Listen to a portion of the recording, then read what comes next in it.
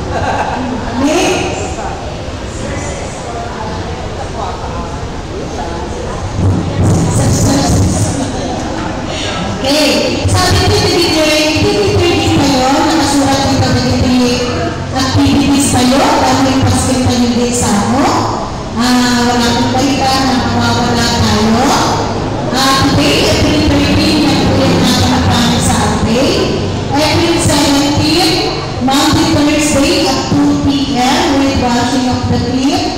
So, pwede na po tayong pumunta dito ng 1 o'clock, especially yung ating mga board of elders. Yan po, may watching of the clip tayo, and then, of course, communion din po natin yan. Every meeting, kung sabi God's word of Jesus Christ, nung may palo siya sa krus, sabi ko, huwag na kayong mag-alala at kumpleto na, awalan natin abangan mo. And then, April 20, Easter Sunday celebration at 4:30 a.m. Yan, so may kupit sa television, babangon tayo ng maaga. Message song po tayo, Baibigan Tatagway. Wala na po tayong 9:30 divine service. Minsan na po yung ating Easter and divine service. So, wala na po pupunta ng 9:30. Yan po. Paki-abot na lang po natin sa mga wala dito kapag umaylaw ang tantong umumay. And of course, after ng ating service on Easter Sunday, followed by egg hunting and a fellowship breakfast. Ayun po yung ating mga Lenten activities. Yan. Dapat din po na pinapaalam din po natin na ang asawa ni Mrs. Letty Andres, kaya wala po siya sa ating ngayon ay pumaraw po. Hindi pa gusto po magbigay ng tulong, mamaya po sa blessing, pwede po natin ibigay. Yan po yung ating mga concern sa Sunday ito. And of course, sabihin natin ang mga may karuan sa linggo ito, Leandro Valdez, Rogelio Abuan, Lilia Reno Melo, Dan Wesley Del Monte, Lilian Pascual, and Clark DJ Pascual. Awitan po natin sila na happy birthday.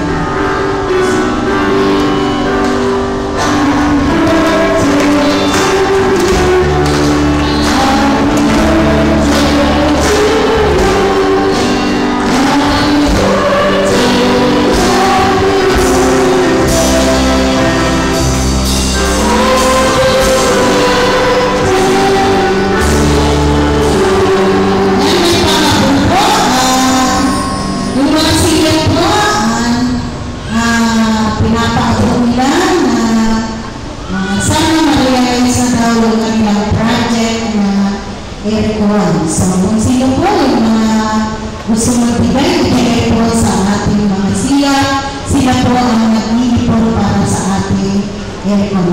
Maraming salamat, and the Holy Spirit be with us as we praise His name.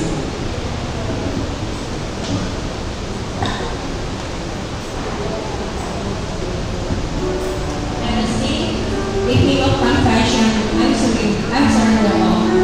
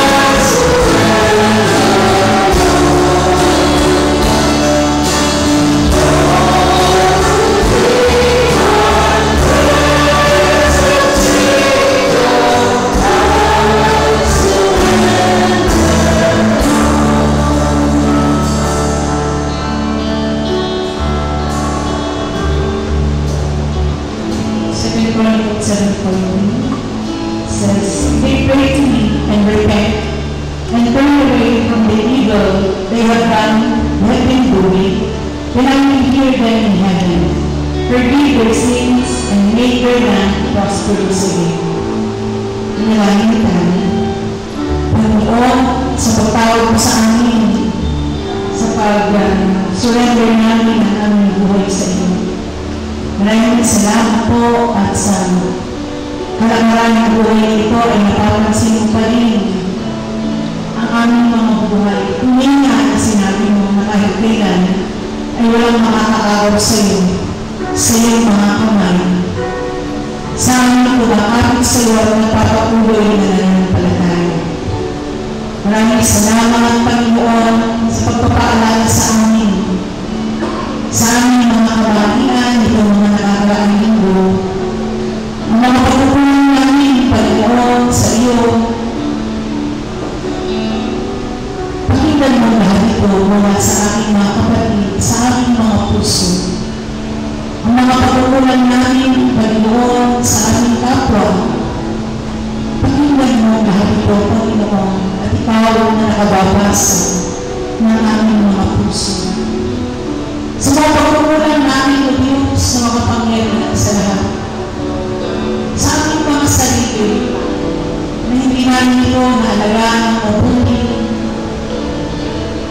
at kung minsan nalilimutan namin na ikaw talaga ang nagmamayari nito. Nung aming isinuto sa iyo, Panginoon, ang aming mga buhay at sumagot sa tawag ng buhay na walang hanggan.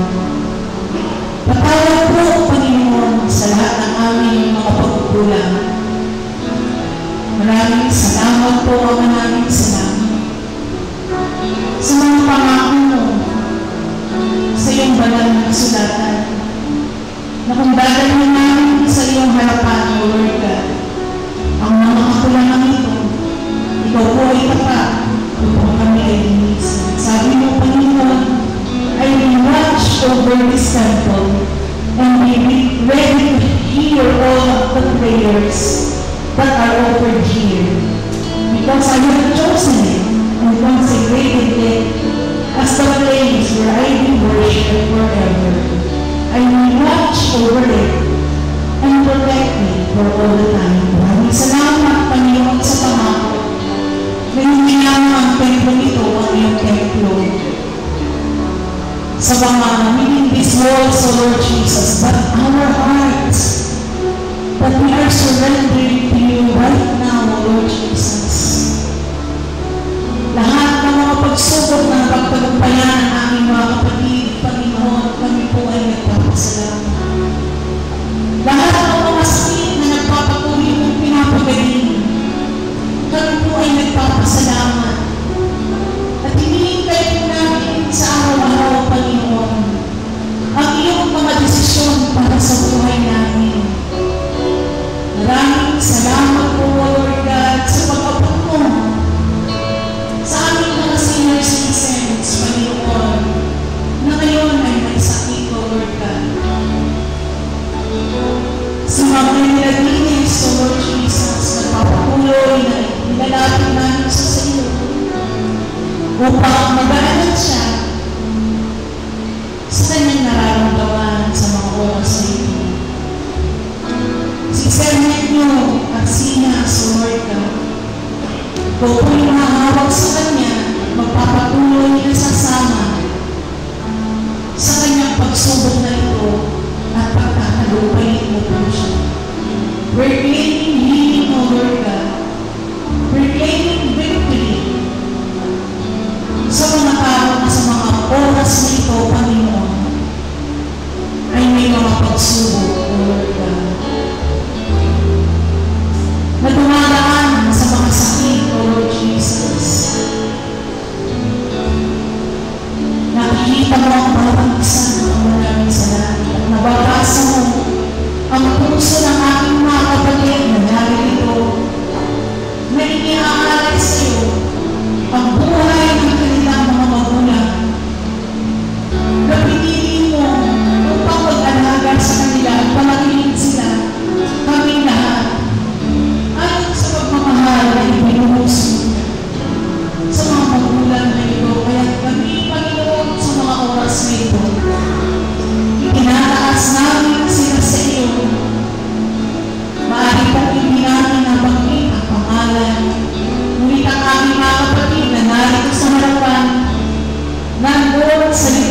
mula dito sa harapan, iniaalay sa iyo ang kanilang mga mahal sa buhay na kung paano pinaghirapan, Panginoon,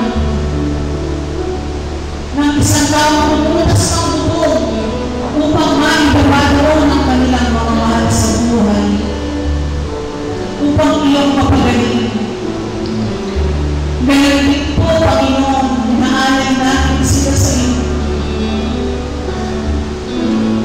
Alam namin, hindi kami makapagsiksikan sa karamihan sapagkat mayroon kang bubog, mayroon kang bintana at may mga pintuan kang binubuksan upang makarating ang pagpapagaling sa mga taong nananampalataya at umahawak sa dakilang pangalan.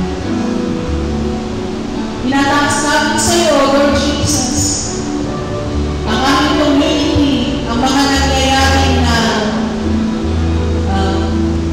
paglabas, pag-uwi, paghahanda ng mga politiko, Panginoon. Bless them, Lord Jesus. Di ba't sila'y kasama rin ng iyong simbahan? Pour to them wisdom upang ikaw ang makita sa kanilang mga galaw at maging mabuti ang kalalabasan ng kanilang mga panalangin. Pinataas namin sila sa iyo, Panginoon. Alagaan mo po sila at maging ligtas sa kanilang pang-araw-araw na gawain. Pagpalain mo po ang iyong simbahan na katulungan, Panginoon, ng lahat na nangangailangan sa iyo. Pagpalain mo po ang iglesia ng aming church council, ang kanyang mga kagustuhan, upang sa gayon, Panginoon, ay aming matupad ang mission and vision mo para sa simbahan ito. Church council, ang kanyang mga boards, O Lord God, ang mga CROs, at ang nagbabalik ang CRI, O Lord Jesus, na tagbulan ng iyong pananampalataya for evangelism. Bless these projects, mighty Lord God. Bless our ministry so that we can be relevant to the situation of our community. We thank you, Lord Jesus, for the presence and the power of your Holy Spirit. We are giving the double portion of your anointing. Be with us as we serve, O Lord God, each other, as we serve our family, as we serve the businesses that you've given your children, O Lord God. May our songs, the music, the choir, be a sweet-smelling perfume unto your throne. We thank you for your presence and your Holy Spirit as we continue to worship you in spirit and in truth. In Jesus' mighty name, amen and amen.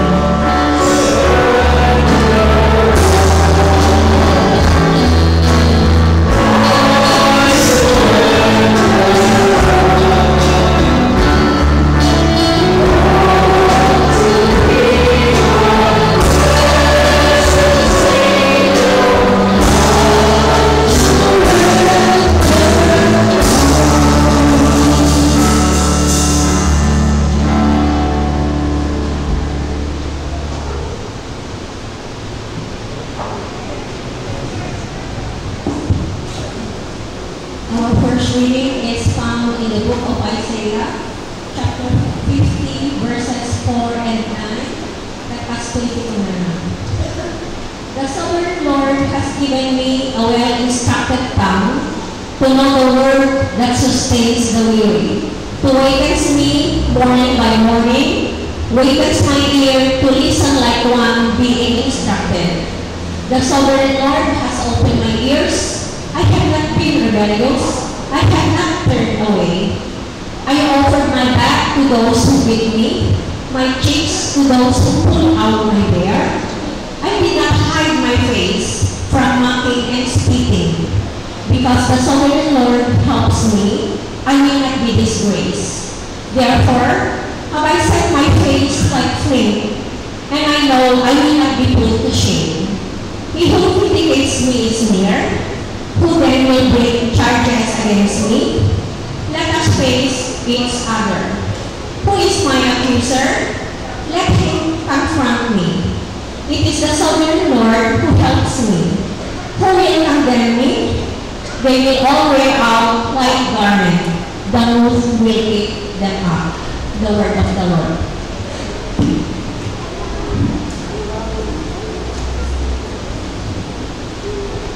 Our second reading is found in the book of Philippians, chapter 2, verses 5 to 11. It's a New International Version, and it says, "In your relationships with one another, have the same mindset as Jesus Christ, who, being in very nature God, did not consider equality with God something to be used to his own advantage. Rather, he made himself nothing by taking the very nature of a servant. Being made in human likeness and being found in appearance as a man, he humbled himself by becoming obedient to death, even death on the cross. Therefore, God exalted him to the highest place and gave him the name that is above every name, that at the name of Jesus every knee should bow, in heaven and on earth and under the earth, and every tongue acknowledge that Jesus Christ is Lord, to the glory of God the Father. This is the word of our Lord.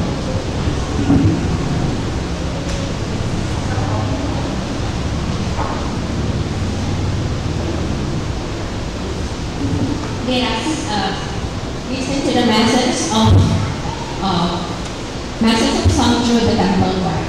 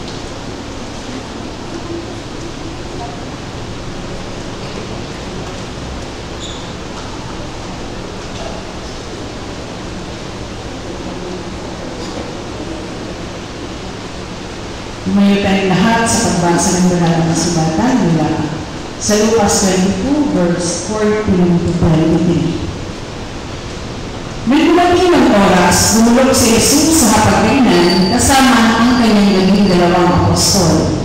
Sinabi niya sa kanila, may pitong hinangad na kumain ng habunan ng paglagpas na kasama kayo bago ako maghihirap.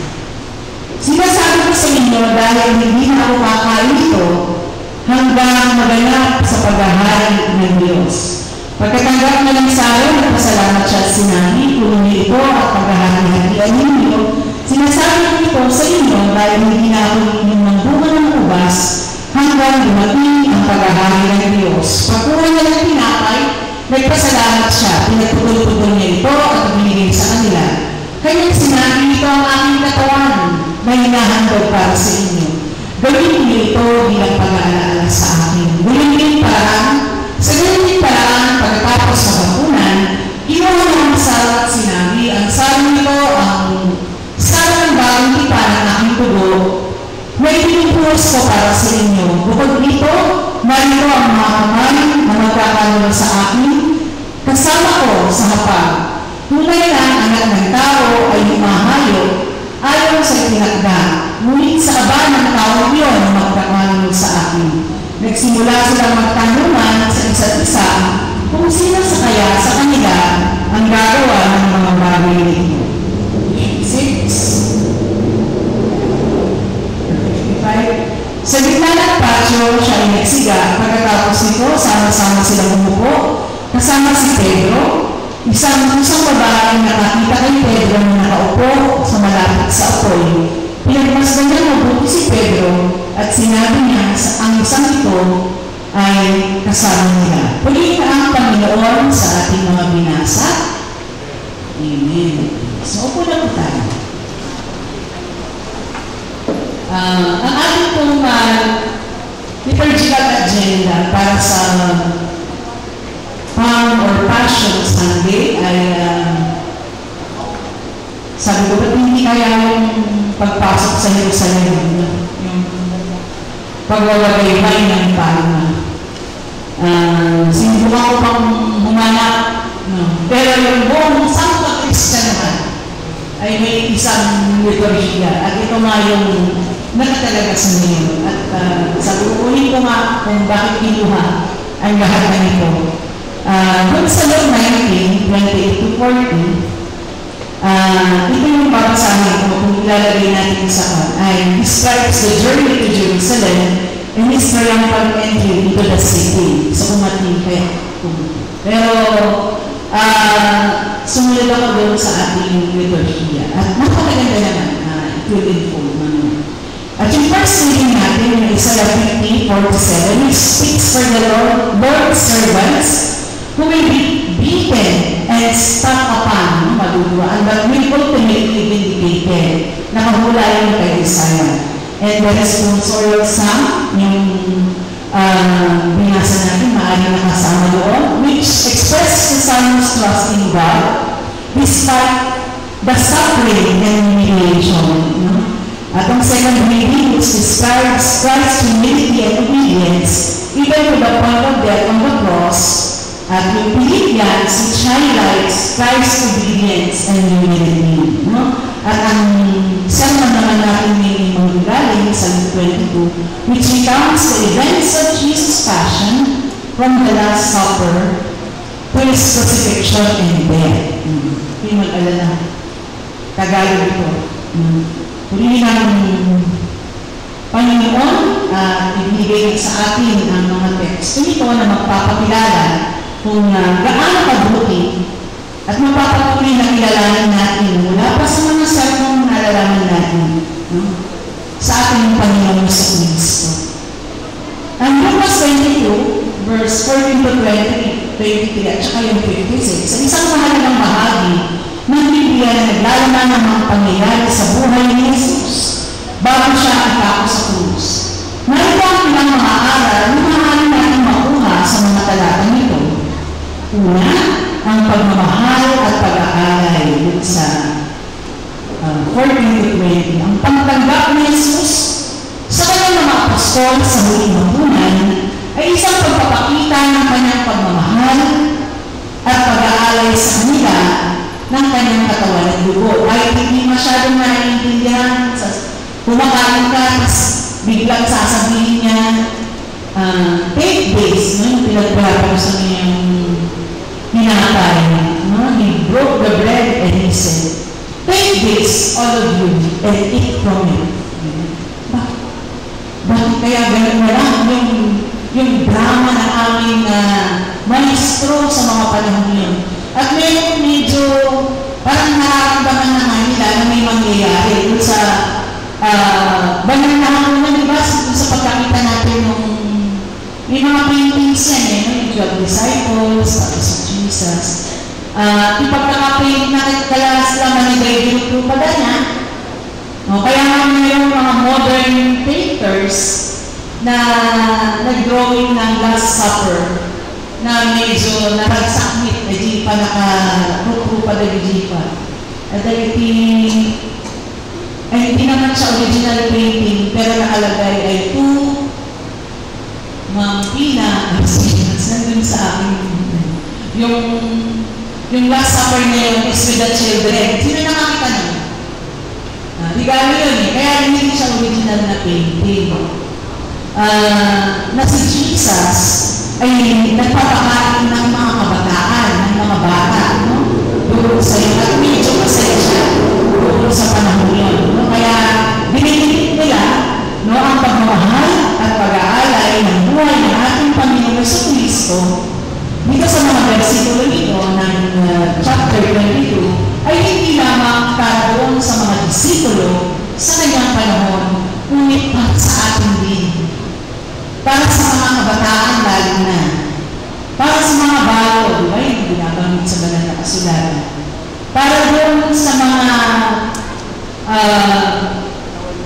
tumakayong magulang na sa panahon ng pagtanda ng kanilang mga magulang. No? Ay ito ay pag-aaral ng pagmamahal. No, pagpapakita ng ating Panginoon ng malimbangan ng pagmamahal at paglilingkod na dapat sundin ng mga Kristiyano, ng mga anak, ng asawa, ng isang asawa, babae man o lalaki, kung paano niya ipapakita ang pagmamahal at pag-aalay ng buhay sa pamamagitan ng pagtingin niya sa ating Panginoong Jesucristo. Pwede niyang maging example ang ating Panginoong Jesucristo sa mga oras nito. Pagmamahal at pag-aalay ng buhay sa pamilya mo, sa ginagawa mong komunidad, sa trabaho, no? At gayon din sa binigay ng ministeryo o ministry ng Panginoon sa iyo sa simbahan niyong ginagawa o sa labas man. Pangalawa, pagkakisa at pagkakabuklod. Sa huling hapunan, pinakita ni Jesus ang pagkakisa at ang pagkakabuklod ng kanyang mga alagad sa pamamagitan ng pagkakaloob sa kanila ng kanyang katawan at dugo. Meron kang differences, sabi nga na parang sinasabi. We are people of diversity. Iba-iba tayo. But we can have unity in the name of Jesus. Pwede tayong maglingkod. Pwede tayong magkakaiba. Kahit may masungit, may mabait, ano pa? Ano pang meron sa isang samahan? Matampuhin, hindi ako tinawag. Tininawa sila na lang. Diba? Pero, tayo tinatawag ng Diyos sa pagkakaisa. Palagi lang iisipin, sino ba ang common ground natin in spite of our differences? Sino yung common ground natin? Si Jesus. No, hindi pwedeng sabihin mo, hindi ka magiging kasi ugali ng Panginoon. Kasi sinagbat ko na siya. Nag-decide within your heart na andyan na siya sa puso mo. At kahit kailan, hindi ka niya mababayaan. May mga panahon na kung talagang matigas ang ating mga ulo, ayon sa trend nung banal na kasulatan. At sa trend sa buhay natin. Pwede ka nang umuwi kung hindi ka na magbabago. Para hindi ka makakawala sa kanyang mga kamay. Kasi napakako ng banal na kasulatan. No one can snatch you away from my hand. No? Sapagkat napakabuting Diyos. Pangatlo, paghahanda sa paghihirap. No? Hinihanda niya. Ang mga pangyayari sa Lucas 22, verse 14 to 23, ay nagpapakita ng paghahanda ni Jesus sa kanyang paghihirap at pagkamatay. Ito ay ang nagpapakita rin ng kanyang katapangan sa pagtanggap ng kanyang tadhana. Napakaganda ng kanyang tadhana to save us from our sins, to snatch us from hell, to be able to dwell in heaven. Iman ba yun? Oo, and to be blessed here. Sa iyo pa ang ating ginagalawan. Ang lahat ay paghahanda, no? Pagpapakita ng katapangan. Tinatawag ka ba ng Panginoon upang maging matapang ka sa mga oras na ito? Kasi alam mo na may situation na hindi natin kayang ipaniwanan. Unless dumakan na tayo sa napakaraming pagsubok, and after minsan years pa, saka lang natin naiintindihan, kaya pala gano'n ang nangyari. Kasi gusto ng Panginoon na magaanan ang mga taong dumaan doon sa pagsubok na iyon. Huwag kang mag-alala, inahandahan tayo ng Diyos. Kung siya nga ay naihanda, no? Ang kanyang sarili, may mga resisting words pa kung minsan. Take this cup away from me. No? Sa ibang translation, this bitterness, parang napakasakit na pagdadaanan. But not my will, my will be done. Sinusumula ng Panginoong Kristo at ipinapakita sa atin kaya ano ba ang katatayuan ng isang Kristiyano sa harap ng paghihirap. No? Ang gusto niya ay magkaroon tayo ng katapangan, na kumuha tayo ng katapangan sa katapangan niya at tanggapin ang bawat pangyayari na hindi na natin makakayanan gawan ng paraan. We surrender it to the Lord. Kasi lahat naman ang mabuti at ganap ay buha sa ating Panginoon. Ihahanda ka niya kahit may hirap na dadaanan. We will soar with God. Favorite natin song, above the storm. He is the wind. He is the wind beneath our wings. Amen ba? Amen. Praise God. Panghawakan niya. Sapagkat lahat tayo ay inihahanda ng Diyos sa bawat pagsubok na dadaanan natin sa buhay nito. Apat, pagkakasala at pagpapatawad. Ang pagtanggi ni Pedro sa kanyang pagkilala kay Jesus doon sa 54-62 ay isang halimbawa ng pagkakasala. Ngunit ang pagpapatawad ni Jesus kay Pedro, makikita natin sa 61-62, ay nagpapakita ng kanyang pagmamahal at pagpapatawad. Dadaanan naman ang mga panahon ito ay umibigay, sabi niya doon, gusto niyang basahin. Magtatagumpay kayo sa mga pagsubok kung magkakasalanan ay patatawarin ng Diyos sapagkat siya'y napakabuting Diyos. Tayo, minsan hindi tayo tapat, but He is always faithful to forgive us from all of our unrighteousness. Amen? Amen. Nalulungkot nga tayo eh. No, kasi passion of Christ, hindi ba sa kanyang pinagdadaanan na maaari din natin pagdaanan. Pagkakisa ng Diyos sa tao. Ang pagkamatay ni Jesus sa krus ay isang pagpapakita ng pagkakasa ng Diyos sa tao. Ito ay nagpapakita rin ng pagmamahal ng Diyos sa sangkatauhan at ang kanyang pag-aalay para sa ating kaligtasan. No? Sabi nga, lahat nagkasala, Romans 3:23 and Romans 6:23. Lahat ay nagkasala at wala na nakaabot sa kaluwalhatian ng Diyos. At ang kabayaran ng kasalanan ay kamatayan. Ngunit pagpapatawad ay nasa ating Panginoong Jesucristo. Kaya tayo nagkaroon ng pagkakaisa. Yung pagitan ng tao dahil siya'y makasalanan, hindi siya nakaabot sa kaluwalhatian ng Diyos. Pero the cross of Christ becomes the bridge, no? That we can pass through His blood tungo sa buhay na walang hanggan. Amen ba? Excited dapat tayo no?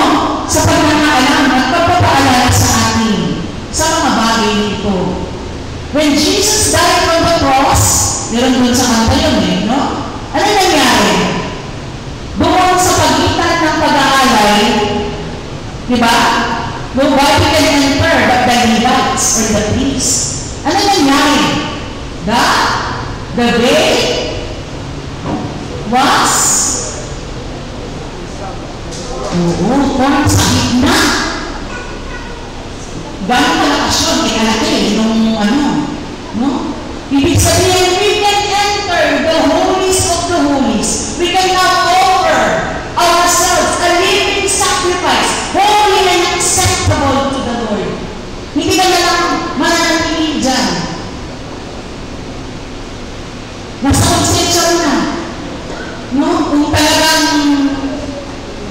gusto mong ilapit ang sarili mo at dalahin mo, ano napakalaga? Yung nagdadala ng mga offering, no? Sa Panginoon, lalo-lalo na yung mga nari talagang acolytes. Pinagahan din yan pinag-usapan din. No? Sapagkat ito ay nagsisimbolo na unity between God and His people. Isa yun. At yung mga binasa natin, yung Lucas 22 verse 14, 23 hanggang 56, ay nagsisimbolo na pagpapakita ng pagmamahal ng Diyos sa sangkatauhan at ang kanyang pag-aalay ng kanyang buhay para sa ating kaligtasan. Ang mga testimonong ito ay mga bahagi ng banal na kasulatan na naglalarawan ng huling oras ng Jesus sa lupa. Kabilang ang kanyang huling hapunan sa mga alagad, ang pagkakait sa kanya ni Pedro, ang pagkakamali sa kanya, ang paglilitis at ang pagkapako sa krus. Ang pagmamahal at pag-aalay ni Jesus sa krus sa isang patunay na kanyang walang hanggang pagmamahal sa atin. Sa kabila ng ating mga pagkakamali at kabiguan, si Jesus ay nananatiling tapat. No? Pag umiiyak ka at wala kang masandalan, napakahirap naman yung kung minsan wala kang masasakin. Pero tandaan mo, God's Holy Spirit is embracing you. Siya din umiiyak na kasama mo. At sa kabilang pag-iyak na yun, ang pagtatagumpay ay inihanda niya sa harapan mo. Kahit ganyan, walang makakauna sa Panginoon, no? Sa mga blessings na ibinibigay niya sa lahat ng tao. We give 2 folds, 3 folds, 4 folds, no? Para makita mo kung gaano siya kabuting Diyos. Ganoon ang ating Panginoon. Tayo ay dapat magpasalamat sa kanyang sakripisyo at sundin ang kanyang halimbawa ng pagmamahal at pag-aalay. Ang pagmamahal ni Jesus sa krus sa isang patunay ng kanyang walang hanggang pagmamahal sa atin. Sabihin mo sa katabi mo, may forever. May forever. Ang ating Panginoon Jesucristo. Tayo ay dapat magpasalamat sa kanyang sakripisyo, sundin ang kanyang mga halimbawa sa pagmamahal, sa pag-aalay, sa pag-aalay natin ng buhay, hindi naman laging material na bagay ang hinihingi niya sa atin upang ialay. Nabuhayin na kanyang pagsisilbi. Kahit ba hindi natin mahigitan din, no? Ang pag-aalay ng Jesus ng kanyang halimbawa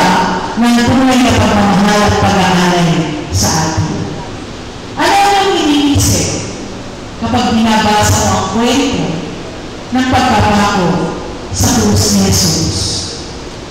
Yan lang. Pero hindi ko sasagutin ang inyong mga buhay. Paano mo pinapakita ang iyong pagmamahal sa Diyos at sa kapwa mo? Ano yung iyong natutunan na halimbawa ni Jesus sa kanyang pagmamahal at pag-aaral? Nawa ay may our Holy God, our precious Jesus, reveal the answers within your heart and you will reflect it this Lenten season hanggang dumating ka doon sa pag-celebrate natin ng resurrection. Manalangin tayo. Hulingan mo, Panginoon, na we don't really know what will happen in the future for us. Lalo na kung nakikita natin na may mga malalapit na pagsubok sa buhay na ito. Hindi namin alam kung malalagpasan natin ito. Pero ang pinakabuti ko, Panginoon, ang buong simbahan mo, ang UCC Alicia, in spite of our diversities, in spite of our sins, unknowingly committed, the words that we uttered for others, because they hurt us, O Lord Jesus. We know that you love us, O Lord God. May you empower my brothers and sisters to continue to serve you with all their hearts. Through your love, O Lord God, Father in heaven, we will have victories. Though we have tears, and we have many problems arising in our lives, we will endure, Lord God, because you are with us. Thank you for your love and kindness. In Jesus' name we pray. Amen. Amen.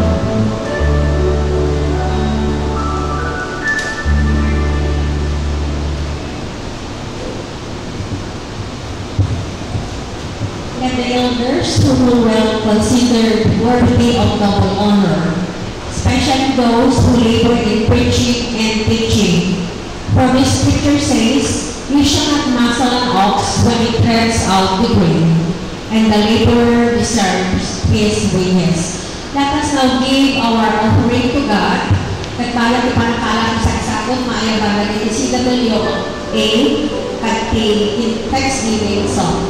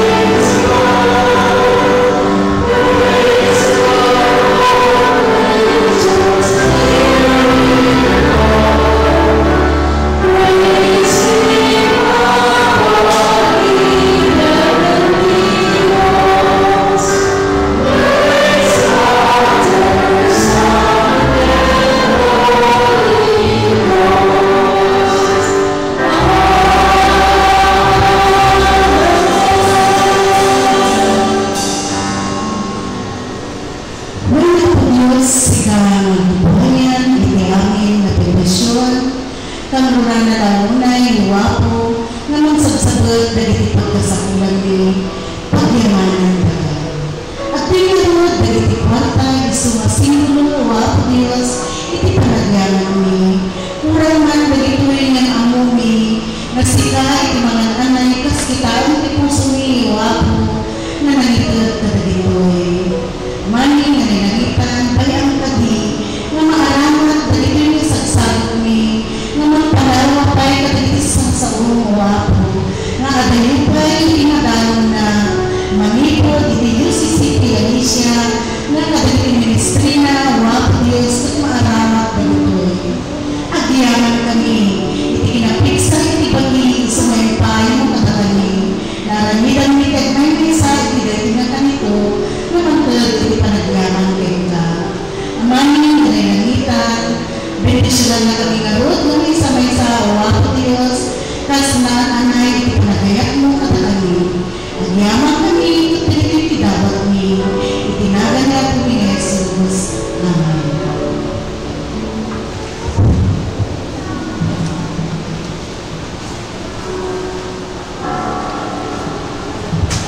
Let us sing our hymn of dedication, Give Me Oil in My Lamp.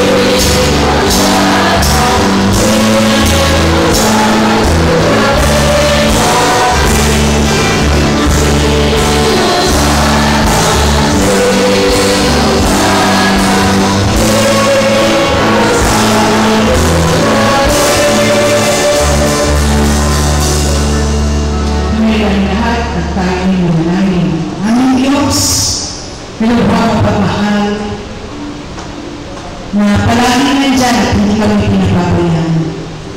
Purihin ang dakilang pangalan. Hayaan mo palagi magpuri ang aming mga puso sa kaligayahan ng pagsama mo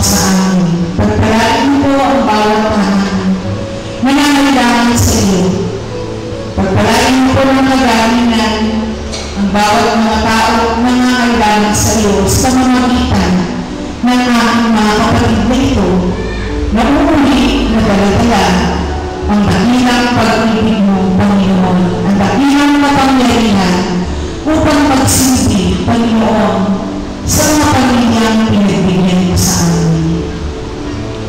With your blessings, victories in life, O Lord God, ang ibigay mo sa aking mga kapatid upang makilala ng mundo ito kung ano ang pagkakaiba ng Kristiyano sa hindi. Ang maraming salamat kaya at umangit ang iniiwanag ang kanilang mga mukha sa paggawa ng mga trabaho ibigay mo sa bawat isa.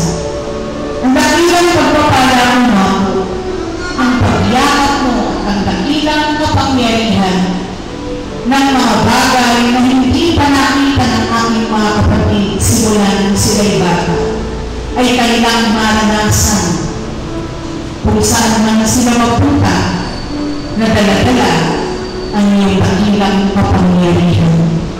Maraming salamat po Diyos sa pagpapaalala na kami ay anak mo at isinusubo mo kami sa mundo ito upang sa gayon ay makita at masilip ng iba kung ano ba ang kingdom mo ka sa pamamagitan ng aming mga buhay.